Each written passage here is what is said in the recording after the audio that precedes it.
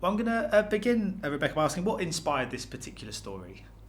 A friend of mine sent me a book that she had not yet published. Karen Rinaldi sent me her unpublished novel, and in that she only sent me 3 or 4 chapters of the novel, which were the Maggie chapters. And the story was there, the fundamental story that I ended up building out. I mean, it's a sort of heightened take on reality, but at the same time, it's a very quite kind of authentic study of the contemporary relationships. Was that always your intention to kind of try and dive into kind of a very modern society and how people are kind of interacting nowadays? Yeah, it's a tricky tone. It's sort of both a little bit heightened, as you said, and very real about where we are now in our particular confusion about relationships, about how to have families, about what we are to each other as men and women. I mean, this is a very good time at the moment for kind of female-led, quite intimate character studies. I mean, which Greta Gerwig is generally the kind of leader of. I mean, you've had Frances Ha, and there's been Obvious Child. I mean, do you think have you noticed a kind of rise in that particular kind of type of movie at the moment? Well, I think people are curious about female characters, just as they are about male characters, and they like to see stories about people as well as movies with big explosions in them, and this is one of those films. And Greta Gerwig is a wonderful actress. I mean, she must be an absolute joy to collaborate with.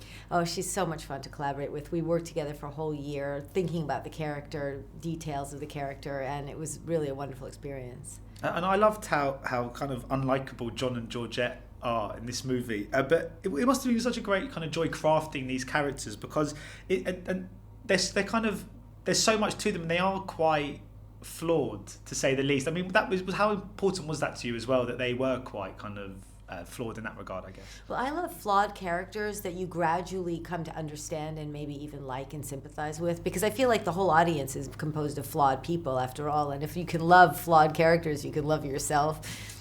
Because maybe it's just me, but I just about stayed on John's side throughout. Was that quite a challenge to ensure that, as you said, despite the fact that they are kind of at times quite annoying, but at the same time they do kind of sort of earn the viewer's respect in many ways?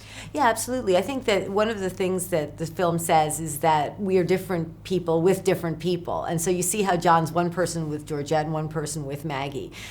In one he's sort of the gardener, in one he's the rose. And I mean, there were kind of affectionate kind of influences I noticed in this movie of kind of Woody Allen. And I was just wondering, is that something that is so ingrained into the kind of New York set romantic kind of drama that it's almost inevitable, or is he someone that has been a huge influence on your career? Yeah, I grew up with Woody Allen, so you know, there's no way that I wouldn't have a little bit of him in a word movie about New York. But at the same time, I was really looking at 1930s and 40s screwball comedies for my main inspiration in the movie. But unlike Woody Allen, I mean, this is your first film in 6 years and your sort of 5th directing outing in 2 decades. I mean, is that how you like to work? Do you like to take your time between each project and be more quite sort of meticulous with each idea? I write books in between my films, so that takes some time. But I'm sort of feeling like I'm going to make another film pretty soon.